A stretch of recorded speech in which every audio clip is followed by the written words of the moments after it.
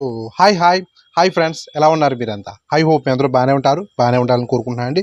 So guys, Gulf దేశాలలో చాలామంది సొంత కారులను కలిగి ఉంటారు. చాలామంది బ్రతుకు తెరువు నిమిత్తం డ్రైవింగ్ ప్రొఫెషన్‌లో ఉంటారు.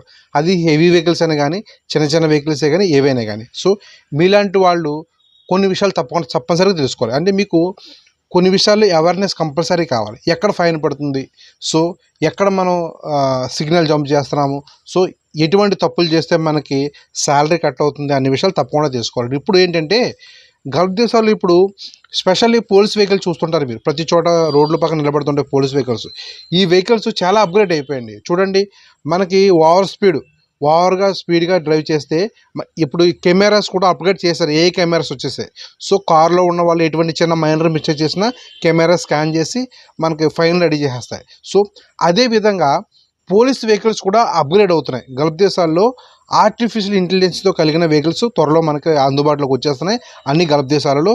ఇందులో అడ్వాన్స్ ఆర్టిఫిషియల్ ఇంటెలిజెన్స్ కలిగిన టెక్నాలజీ కలిగిన కెమెరాస్ ఉండడం వలన, స్కాన్ చేసే కెమెరాస్ ఉండడం వలన చిన్న చిన్న మైనర్ మిస్టేక్స్ కూడా డ్రైవ్ చేసే వ్యక్తులు మైనర్ మిస్టేక్స్ కూడా ఇవి నోటీస్ చేస్తాయి. సో నెక్స్ట్, వెహికల్ నడుపుతున్న నెంబర్ ప్లేట్‌ని బట్టి అంటే ఏ వెహికల్ అయితే ముందు నుంచి క్రాస్ అవుతుందో ఆ వెహికల్ స్కాన్ కూడా చేస్తాయి. నెంబర్ ప్లేట్‌ని స్కాన్ చేసి ఈ కారు ఆల్రెడీ ఏదైనా క్రిమినల్ యాక్టివిటీస్‌లో పాల్గొని ఉందా, అంటే క్రిమినల్ యాక్టివిటీలో రికార్డ్ అయి ఉందో కూడా కనిపెట్టేస్తాయి అన్నమాట. కొందరు నెంబర్ ప్లేట్లు మార్చి వెళ్తుంటారు. సో ఇటువంటివి కానీ ఇలాంటి రకరకాలవి క్రిమినల్ యాక్టివిటీ ఉన్న స్కాన్ చేసి కనిపెట్టేయగలవు. నెక్స్ట్, డ్రైవ్ చేసే వ్యక్తి ఈ ఇప్పుడు ఈ టెక్నాలజీ ఎంత ఇదిగా ఉందంటే డ్రైవ్ చేసే వ్యక్తిని ఫేషియల్ రికగ్నైజ్ చేసి ఈ వ్యక్తి పైన క్రిమినల్ కేసులు ఉన్నాయా అని కూడా కనిపెట్టేయగలరంట.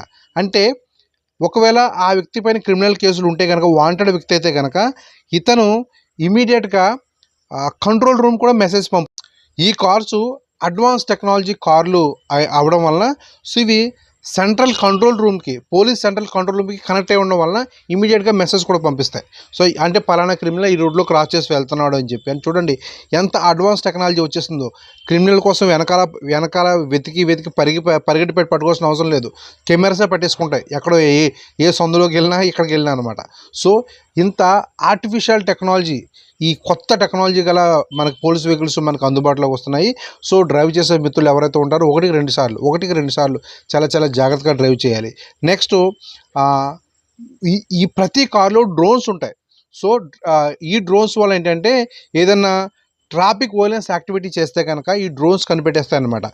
ట్రాఫిక్ వోలెన్స్ యాక్టివిటీ అంటే రాంగ్ డ్రైవ్ చేయడం, రెడ్ సిగ్నల్ జంప్ చేయడం, నెక్స్ట్ ఎవరినైనా గుద్దేసి పారిపోవడం అంటే హిట్ అండ్ రన్ చేయడం, ఇలాంటి రఫ్గా డ్రైవ్ చేయడం, ఇలాంటి ట్రాఫిక్ వోలెన్స్ యాక్టివిటీస్ చేస్తే డ్రోన్స్ కూడా సమాచారాన్ని అందజేస్తాయి కంట్రోల్ రూమ్కి దగ్గరలో ఉన్న పోలీసులు కూడా అందజేస్తాయి.